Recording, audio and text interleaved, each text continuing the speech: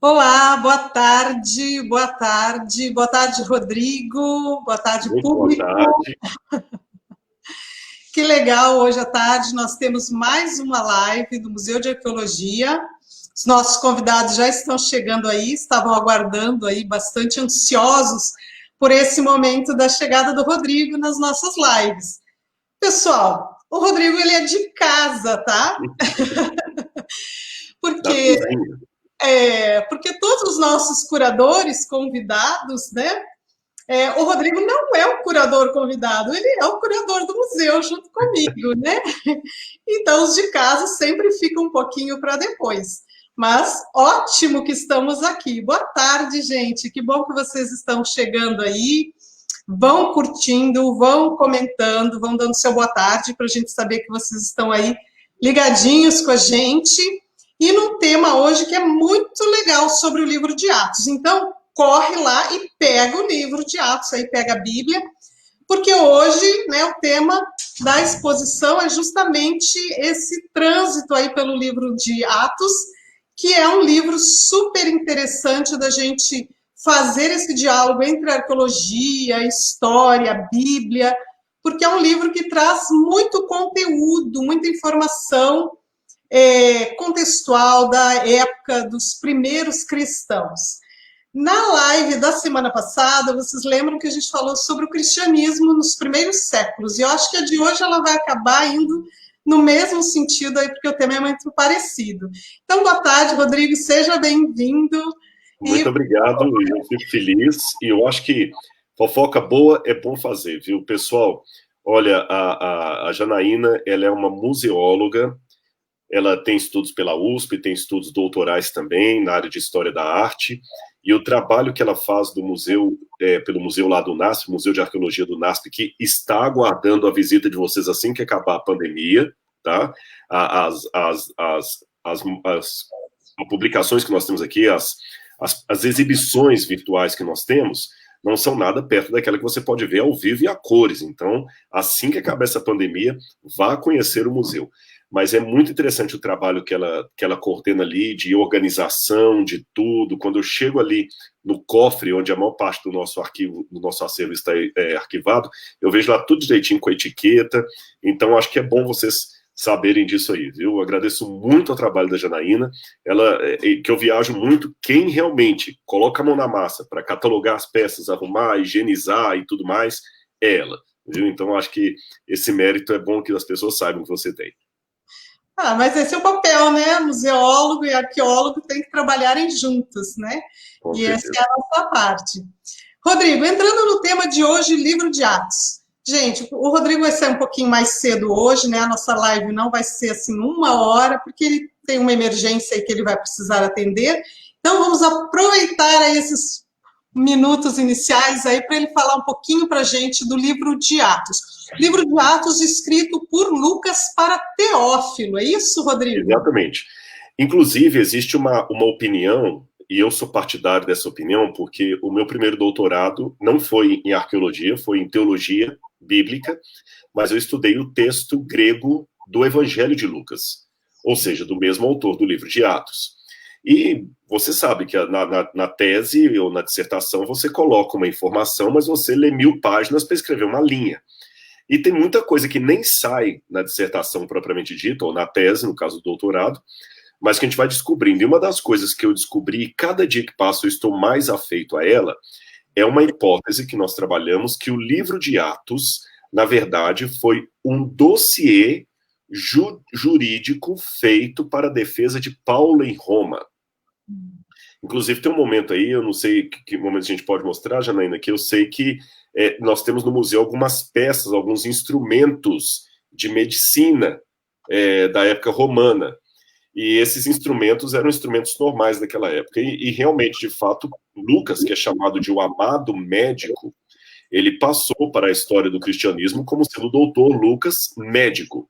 E está certo, aqui são alguns instrumentos que nós temos que tem tudo a ver com a profissão do autor do livro de Atos. Está corretíssimo. Então você vê, eu nem sei se estão todos aqui, nós temos alguns instrumentos médicos, né? Temos outros. Tem Coloquei outros, inclusive alguns pequenininhos assim, que eram kits para eles colocarem ungüentos e tudo mais. Agora, além da profissão de médico, segundo o cânon muratoriano, Lucas também era jurista. Só que essa parte do cânon muratoriano, que é um documento do segundo século, ela está um pouquinho danificada e o latim ali não dá para ler muito bem se Lucas era um estudante de leis ou jurista. Desculpe-me. Se ele era um estudante de leis ou jurista. Perdão de novo.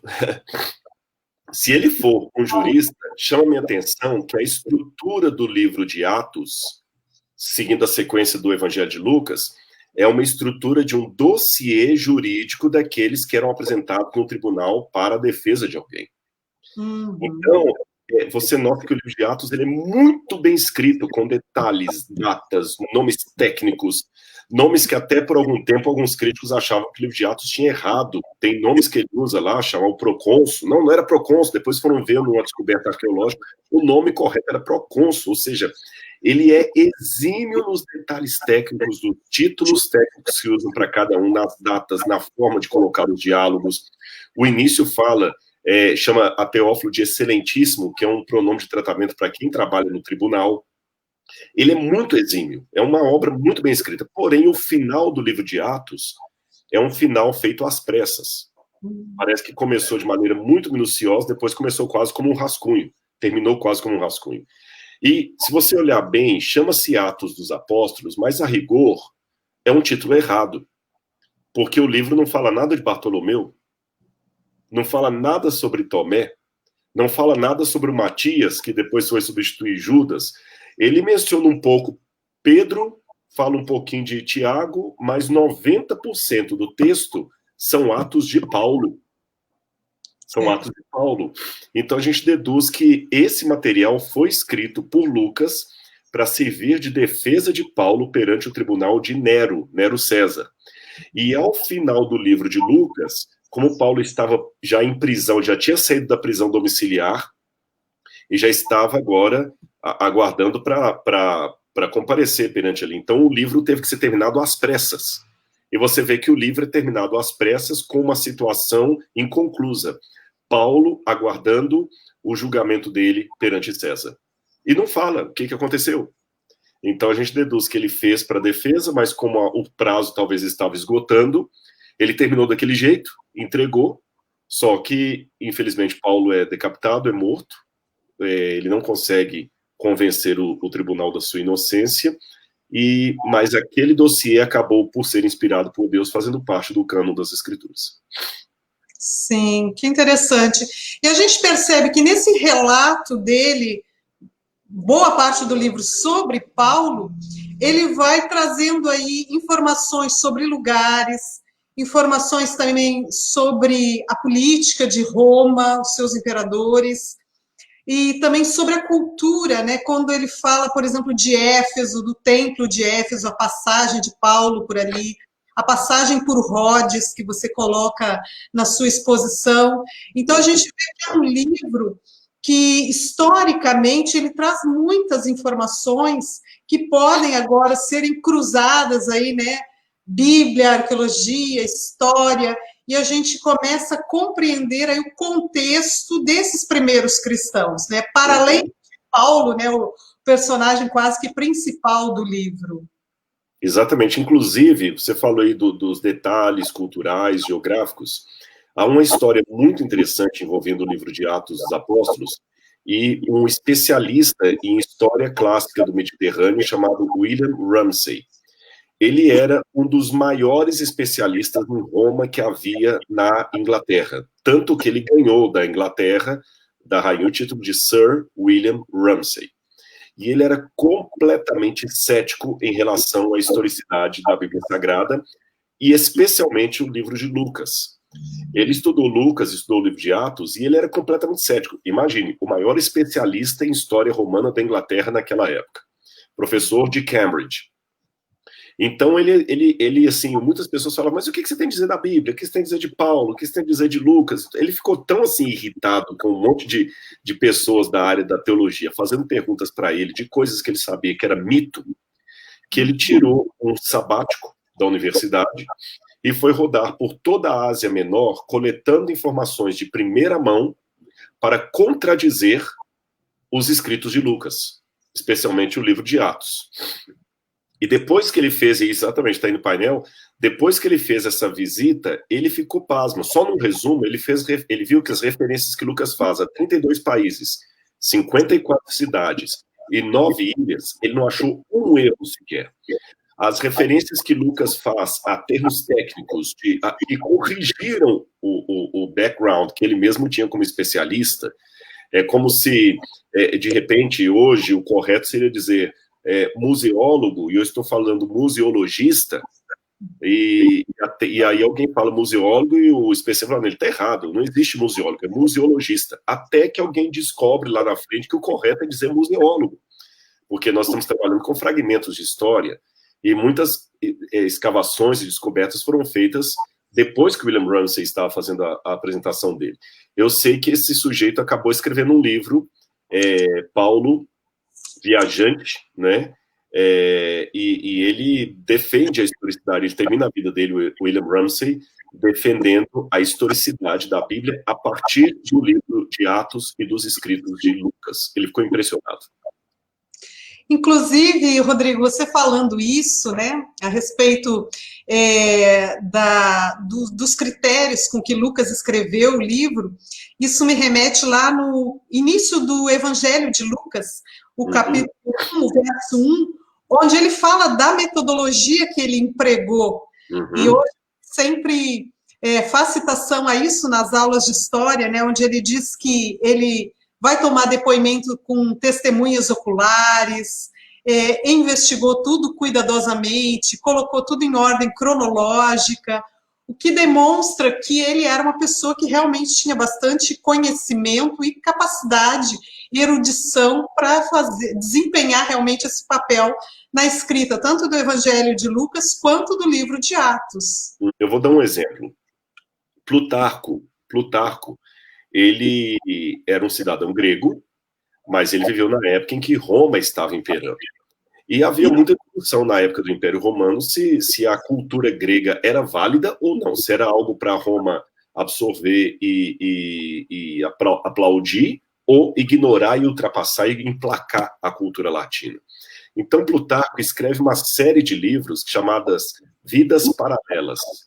Nós não temos todas elas, mas algumas sobreviveram. E uma delas, por exemplo, o que é a vida paralela? Ele sempre pega uma referência do mundo romano e compara com uma referência do mundo grego. Então, por exemplo, ele pega Júlio César e compara com Alexandre o Grande. Como os romanos amavam Júlio César, né, oficialmente Júlio César não foi imperador, foi Otaviano em diante, mas ideologicamente ou em termos emblemáticos, Júlio César acaba sendo considerado o primeiro imperador romano.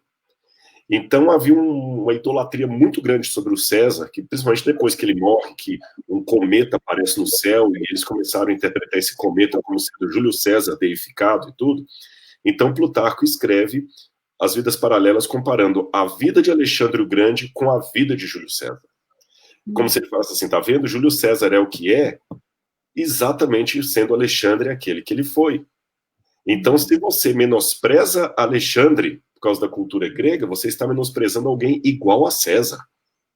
O contrário também você podia fazer. Eu podia pegar alguém do passado que foi muito, assim, elogiado, que tem um currículo digno de aplauso, de enaltecimento na cultura, e comparar com o meu cliente hoje. De modo que eu falo assim, olha, você vai condenar o João, mas olha que interessante, como é que o João, ele tem um comportamento muito semelhante ao comportamento de Tiradentes. Então, se você... E as ideias são muito parecidas.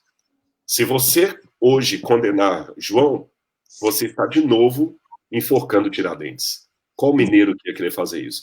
Então, era uma técnica muito interessante de defesa jurídica. E é justamente o que o Lucas faz. Ele mostra no Evangelho a vida de Jesus, mostra como Jesus foi injustamente crucificado. Ele até coloca os próprios romanos tentando livrar Jesus, Pilatos falando assim, eu não vejo nesse homem crime, e mais. Ele mostra como é que foi um erro jurídico a condenação à morte de Cristo. Depois ele mostra o Paulo de Tarso, sendo que era por causa dos ensinamentos de Jesus que morreu de maneira injusta. Se vocês matarem Paulo, vocês estão de novo crucificando a Jesus. Vocês estão de novo matando o inocente. A preocupação não é que se Jesus era o Filho de Deus, se ele era o Messias. Para o mundo romano isso não interessava. A ideia é, se vocês matam Paulo, vocês vão de novo cometer uma injustiça. Vocês querem isso? Então, por isso que ele começa com o Evangelho e depois traz o livro de Atos, que eu prefiro chamar de Atos de Paulo. Alguém de maneira mais romântica fala Atos do Espírito Santo, porque é o Espírito Santo que inspirou, mas falando no processo histórico, eu prefiro chamar de Atos de Paulo e não Atos dos Apóstolos. E nesse suposto livro de defesa aí do apóstolo Paulo, escrito por Lucas, nós vamos ver vários episódios aí das viagens de Paulo, uma narrativa onde ele mostra aí todo o empenho de Paulo e toda a sua trajetória. E me chama bastante atenção a questão da passagem de Paulo por Éfeso, né? Você colocou na sua exposição, e Éfeso ali vai ser um centro da cultura, vamos dizer assim, da cultura grega, né? Trazendo aí o templo de Diana. Isso é bem interessante porque a gente começa a perceber quais eram os desafios enfrentados para a disseminação do cristianismo dentro desse contexto romano, mas bastante ainda influenciado pela cultura grega. Esse templo de Diana, qual era a importância desse templo na época? O que era essa... Por que causou tanta conturbação a chegada de Paulo ali?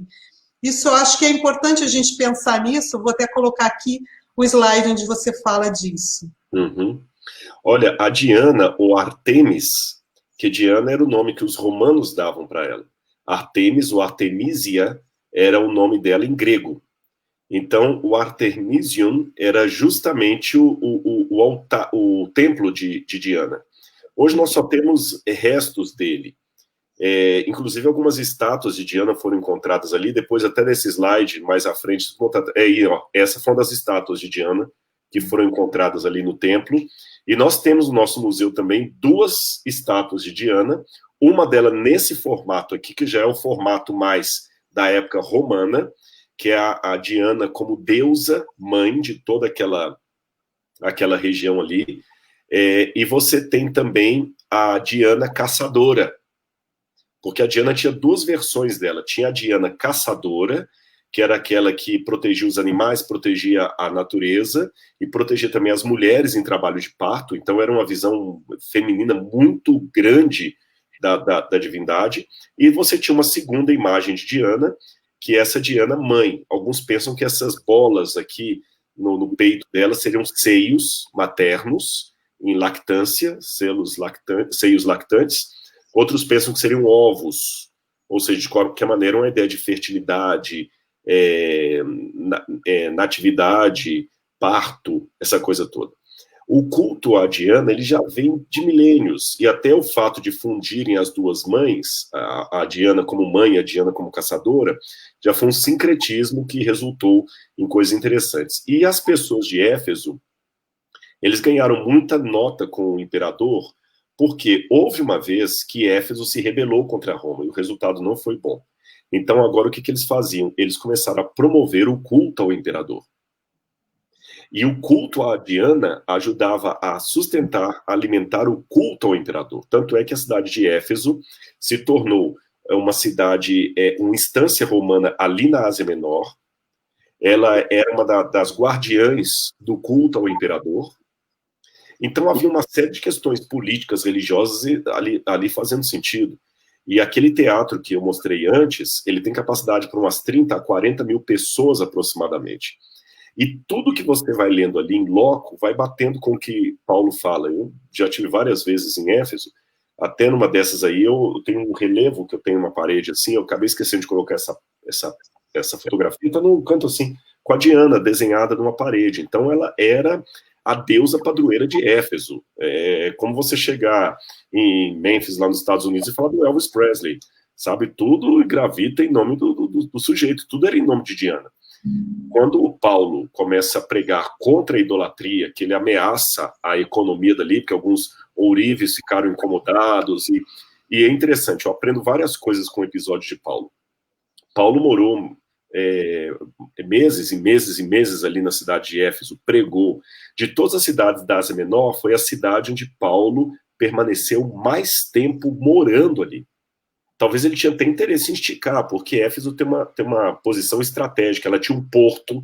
De Éfeso você saía para qualquer outra cidade ali da Ásia Menor, muito fácil. Para você sair de Éfeso para a Itália era fácil, para sair de Éfeso para a Espanha era fácil.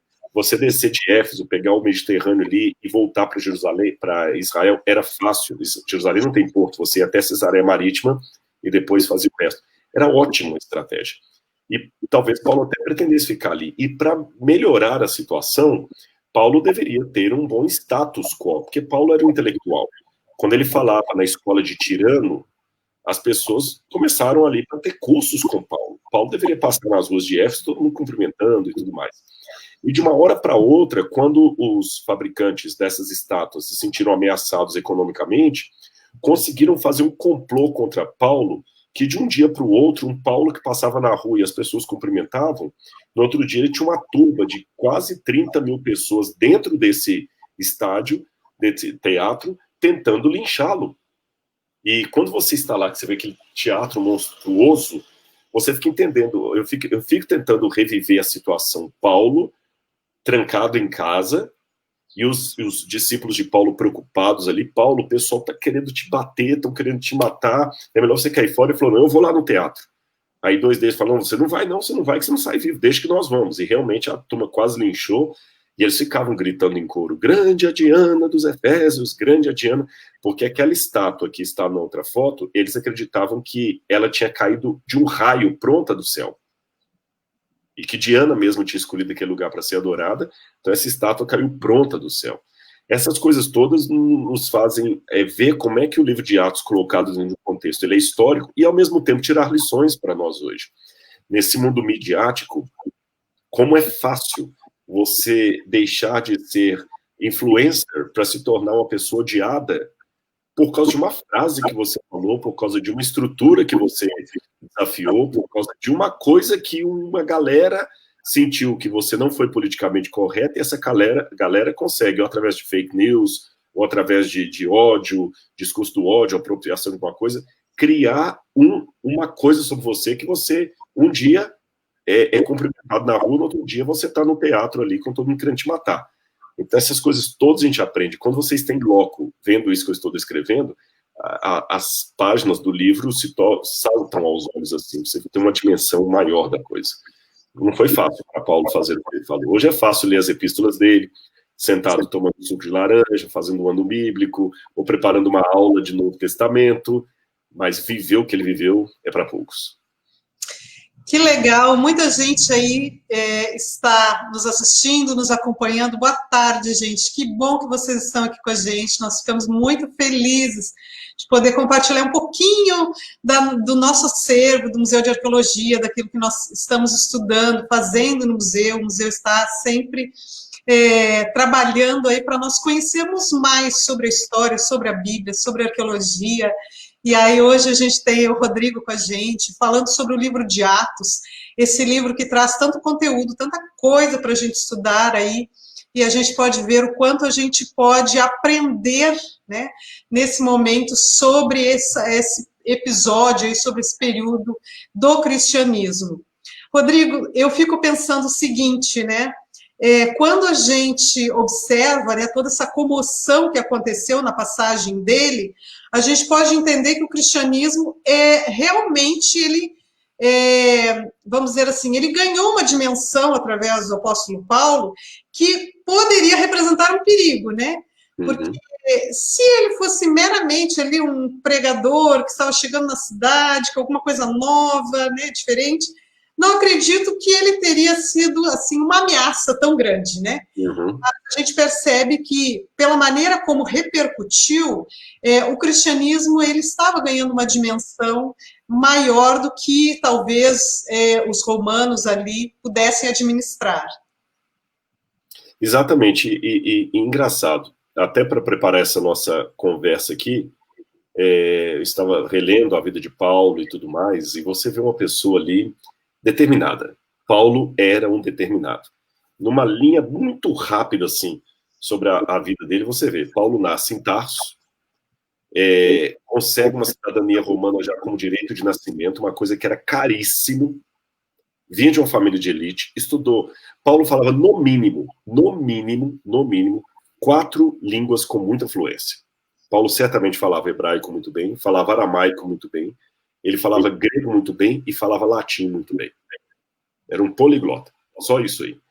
E ele estudando, ele deve ter estudado em vários países, que a maneira como ele se dirige, ele era um camarada cosmopolita mesmo. Aí depois ele resolve realizar o grande sonho de qualquer pai judeu.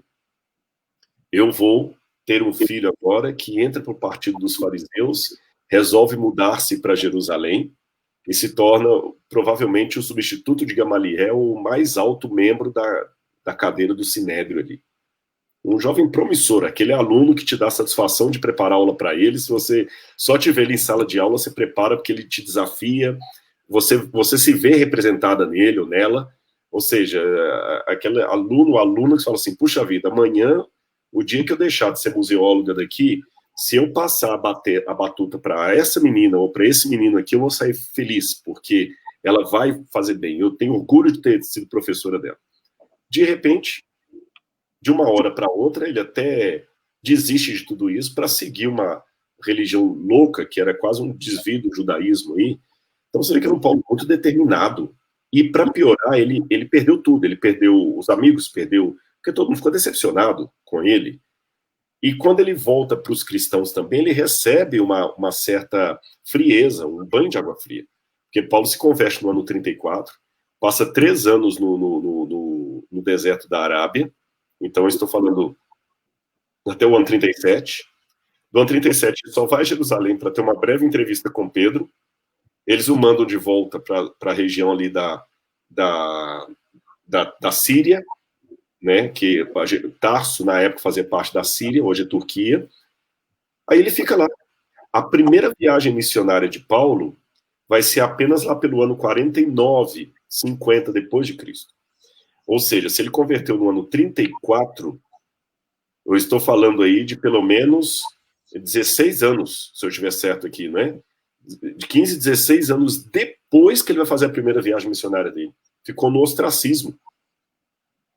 Ele só foi aceito porque Barnabé vai lá chamá-lo, pede os apóstolos de Jerusalém, gente, já passou muito tempo, deixa Saulo vir trabalhar na época, o pessoal ainda fica assim, tá bom, Barnabé, por sua conta e risco, vai ser seu auxiliar, mas nós nem dinheiro vamos dar. E Paulo aceitou, ficava fazendo tenda e tudo mais. Daqui a pouquinho Paulo brilha, aí começam as polêmicas.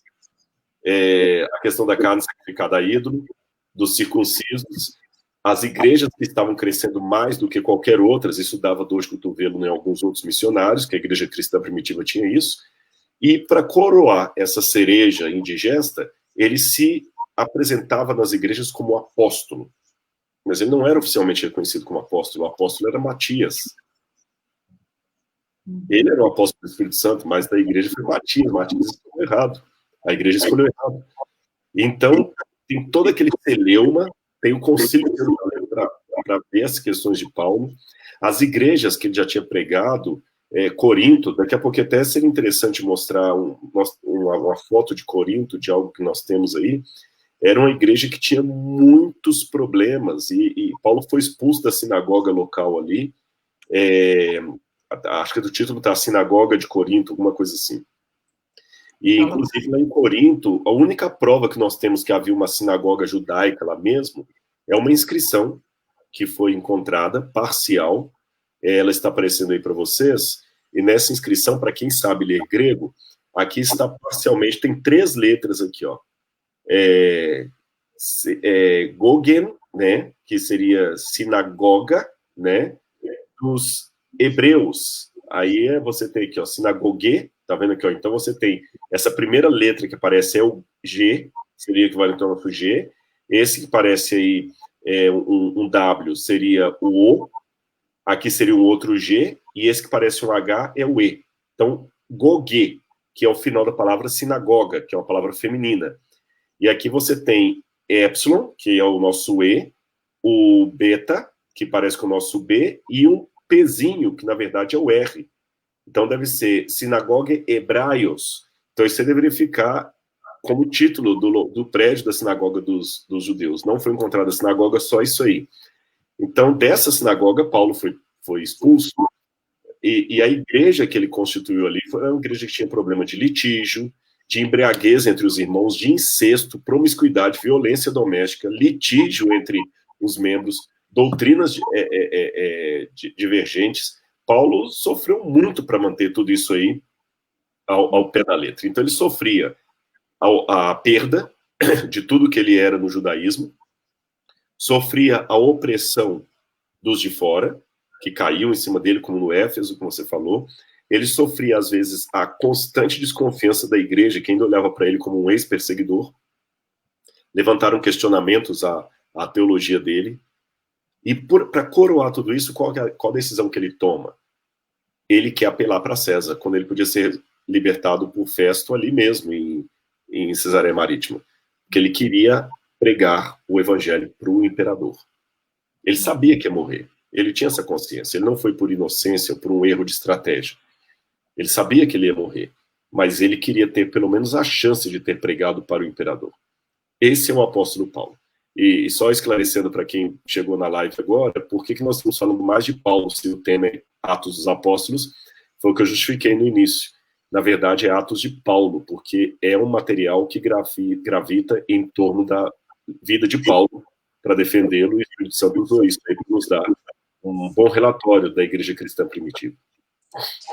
Sabe, agora você falando, né, de todos esses desafios que Paulo enfrenta, mas na exposição você coloca também alguns, vamos dizer assim, amigos, alguns que deram apoio, entre eles Áquila e Priscila. Esse casal que vai sair ali, eles faziam tendas, né? E a semelhança de Paulo, eles também tinham esse ofício. Em algum momento ali eles vão se encontrar novamente e vão dar esse apoio, esse suporte para Paulo. O que é bem interessante, né, de que ele também tinha alguns que seguiam, entre eles Lucas, né, que a gente está aqui trabalhando, que seria o autor do livro de Atos. Esse casal, Priscila, Áquila, mais alguns também que ele vai relatar, que estavam acompanhando ele, né, e que em alguns momentos trouxeram esse suporte para ele. Mas me chamou bastante atenção também na tua exposição, Ágabo, né? Ágabo é interessante porque ele vai profetizar 15 anos antes uma fome. Aí essa fome acontece, que vai ser motivo de Priscila e Áquila acabarem possivelmente saindo de Roma, né? Porque Cláudio expulsa os judeus de Roma. E aí agora vem Ágabo de novo, né? E vai e profetiza a respeito do final de Paulo. Então a gente pode perceber que as predições, as profecias de Ágabo, elas se cumpriam, né? E você vê, Ágabo vai profetizar para um homem que é inspirado por Deus. Sim. Olha como é que o Espírito Santo trabalha, para não parecer que você é o Todo-Poderoso, né? Paulo era inspirado por Deus, mas é um homem que não era profeta canônico, porque não tem nenhum livro de Ágabo escrito, nem nada, e ele chega, pega o cinto de Paulo e fala assim, o homem, o dono desse cinto vai ser preso assim, assim, assim, rola na mão dele, né? E duas coisas até que eu queria ressaltar aqui, você falou da fome, existe um texto de Tácito, que ele fala assim, por esse tempo, os judeus de Roma se sublevaram por causa de Crestos. Cláudio, porém, os expulsou dali. Esse texto de Tácito, ele nos deixa um pouco assim, o que ele quis dizer com isso? Alguns especialistas pensam que o nome Crestos é uma corruptela do nome Christos. Mas como Tácito não era judeu, ele escreveu daquele jeito e tudo, então ele acabou trocando Crestos por Christos. Cristo por Crestos, né? E alguns pensam que já havia chegado o evangelho por causa de Paulo em Roma e já estava dando um barulho. Já estava dando um barulho. É nessa época que Herodes, eu estou falando do ano 54, depois de Cristo, mais ou menos, Herodes, o Herodes Agripa, o Herodes Agripa não, perdão, o Herodes Antipas, o Herodes, ele sai dali do exílio que ele estava, vai encontrar com Cláudio assume o governo depois de Calígula. Cláudio assume o poder porque Calígula morre, quem assume é o tio de Calígula, que era Cláudio. Aí quando Cláudio assume o poder, Cláudio chama o Herodes, que os dois eram amiguinhos desde a infância, fala assim, rapaz, eu vou te devolver a Judéia, mas eu tenho um problema. Os judeus fazem muita rebelião, eles fazem muita sublevação. Isso não é bom pra gente não quer confusão no império. Aí, agora já só a minha interpretação, provavelmente Herodes falou, não são todos judeus.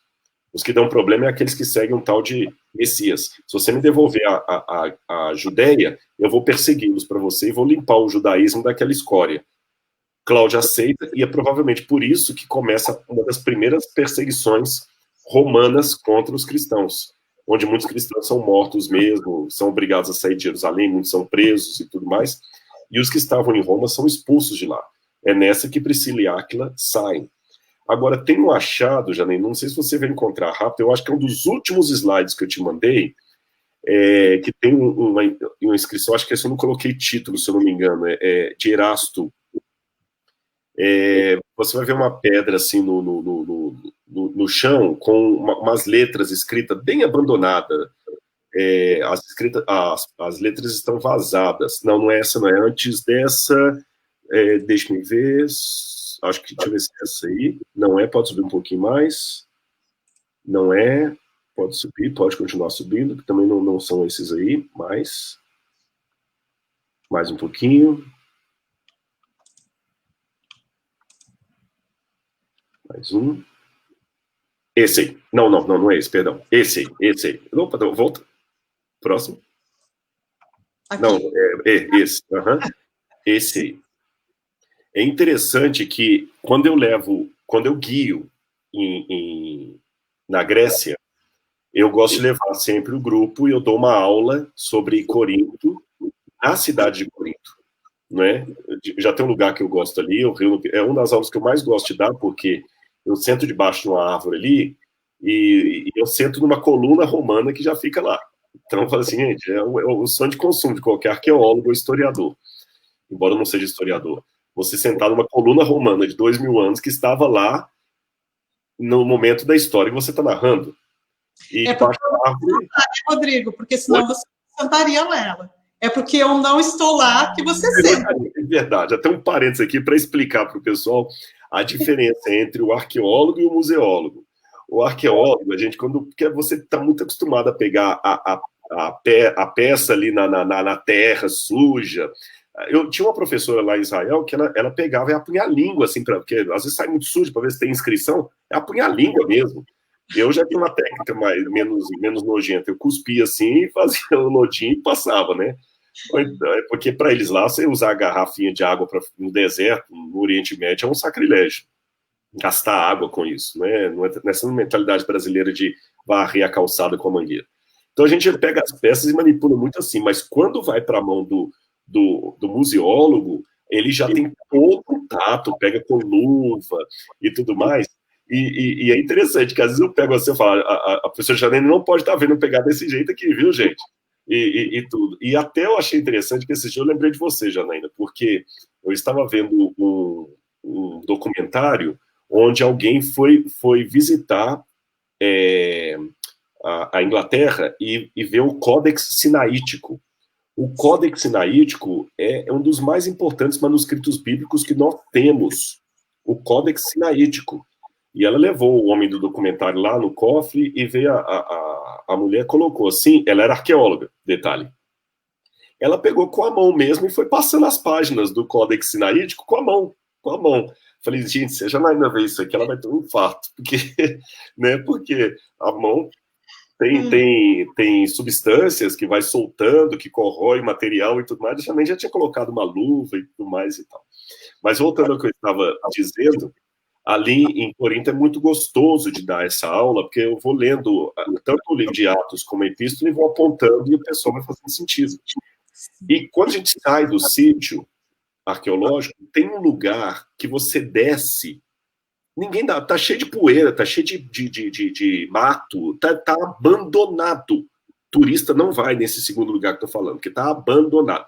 No sítio arqueológico de Corinto, muito turista vai. Mas nesse lugar que eu levo o pessoal, não vai. É uma descida meio íngreme assim. E lá eu encontro essa peça aí. O que tá escrito nela? Ela tá com uma inscrição em grego, né? Que diz Erastus pro ed staviti. Staviti é estrada em latim. E Erastus, e esse Proed é como se ele fosse o ecônomo da cidade. E o nome Erastus dá para ver muito bem nessa fotografia aqui, porque aí está em latim, não está em grego, então fica mais fácil do pessoal que está em casa ou acompanhando a live ver. Então você tem o nome R, o nome E, a letra E está apagada porque está aqui no meio das duas pernas quebradas. Mas você tem que Erastus. Lembrando que em latim o V tem som de U. Então você tem que Erastus, e aí você tem as abreviaturas e tudo direitinho. E o curioso é que aí está falando que ele era o ecônomo da cidade, o administrador, o tesoureiro da cidade. E como tesoureiro, ele fez aquela obra pública, que é essa estrada. No passado, na época de 2000 anos, seria como se você... Hoje a gente vê, às vezes, uma obra sendo feita, o pessoal coloca um cartaz lá, né? Obra e tal, e coloca o CREA, ou CAL, né? CAL, doutora, fulana de tal, né? Ou CREA, se for um engenheiro, alguma coisa assim, tudo mais, o responsável por aquela obra, então, assim, governo federal, alguma coisa. Então, o Erasmus, como ele era o ecônomo da cidade, era o tesoureiro, ele fez todo aquele material e deixou o nome dele registrado lá. Aí eu vou em Atos, capítulo 16, versículo 21, eu encontro uma coisa muito interessante que eu vou pedir licença para ler para vocês aqui. Atos, capítulo 16, versículo 21. Só um segundo aqui, 20...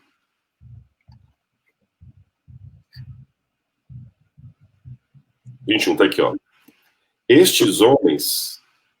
Não, perdão, aqui. Paulo e Silas, 19... 20, 21. E levando-nos aos magistrados, disseram: estes homens são judeus e estão perturbando a nossa cidade. Propaganda nós... Não é esse aqui a passagem. Eu estou achando que eu estou com o texto errado. É um texto que fala... Desculpa, eu acabei anotando o texto errado, perdão. É o texto que fala de Corinto e fala de Paulo e Erastus como sendo o... Perdão, esse texto agora eu vou... deixa eu ver se é o 18, 21 aqui. 19, 20, 21. A Éfeso em Corinto. Bom, vou ler aqui esse texto de Corinto. Está por aqui, ó. Ele fala aqui que... Atos 19, 22, Rodrigo. 19, 22? Isso. Vamos ver se é esse aqui mesmo. 19, 22.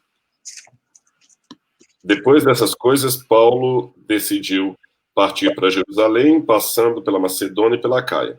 Então enviou a Macedônia, isso mesmo, 2 de seus auxiliares, Timóteo e Erasto, tá certo? E permaneceu não muitos dias depois da Ásia. Então ele mandou Timóteo e Erastos. E quando você vai na carta dele aos Coríntios, fala o seguinte: saúdo-vos também Erasto, que está comigo, o tesoureiro da cidade. Romanos 16, 23. Oi? Romanos 16, 23. 16, 23. Então, quando a gente vai para Romanos 16, 23, você tem justamente aqui a passagem. Eu vou ler aqui também para vocês. Se tiver fácil para você, pode ler, viu? Porque a minha letra da Bíblia está bem miudinha aqui. Tá, deixa eu achar aqui. Achei aqui, ó.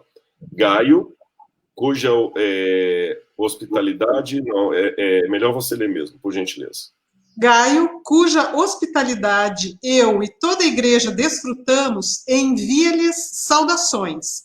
Erasto, administrador da cidade, e nosso irmão, Quarto, enviam saudações. Ou seja, é lógico que ele está aqui falando dos que estavam com ele, e fala que Erasto era o administrador da cidade. E no livro de Atos você vê ali, eles até em Éfeso, mas ele tinha vindo de Corinto. Então, na minha opinião, esse Erasto que está escrito nessa peça aí, que está abandonada ali, é o mesmo Erasto que foi companheiro de Paulo, é uma comprovação arqueológica direta. Nossa, que legal, quanta coisa, né? A arqueologia, a história e a Bíblia estão conversando no livro de Paulo em muitos momentos, isso é muito interessante. Rodrigo, eu quero agradecer a sua presença, eu sei que você tem um compromisso agora, então deixo você à vontade, eu sei que o nosso público... E eu quero de antemão dizer duas coisas. Nós vamos ter outras lives com a professora Janaína aqui, pode ter certeza disso. E, pessoal, realmente, o que me leva a sair agora é um motivo até de doença, e eu tenho que atender uma pessoa no hospital, é uma coisa meio séria, eu conto com a oração de vocês. Essa é a única razão pela qual eu estou saindo um pouquinho mais cedo, mas a gente não podia deixar de cumprir esse compromisso com vocês aí. Peço que vocês orem, e essa é a única razão pela qual eu estou saindo um pouquinho mais cedo. Eu estou daqui para o hospital, para atender uma pessoa. Tá bem? Mas muito obrigado, e vocês estão em boas mãos, e haverá outras, porque o acervo do museu, a gente está até trabalhando com a professora Janaína, de setorizar o acervo dentro de temáticas. Eu acho essa pegada muito legal, porque isso não vem da arqueologia, vem dos museólogos. A gente acha e coloca na mão deles, eles que organizam.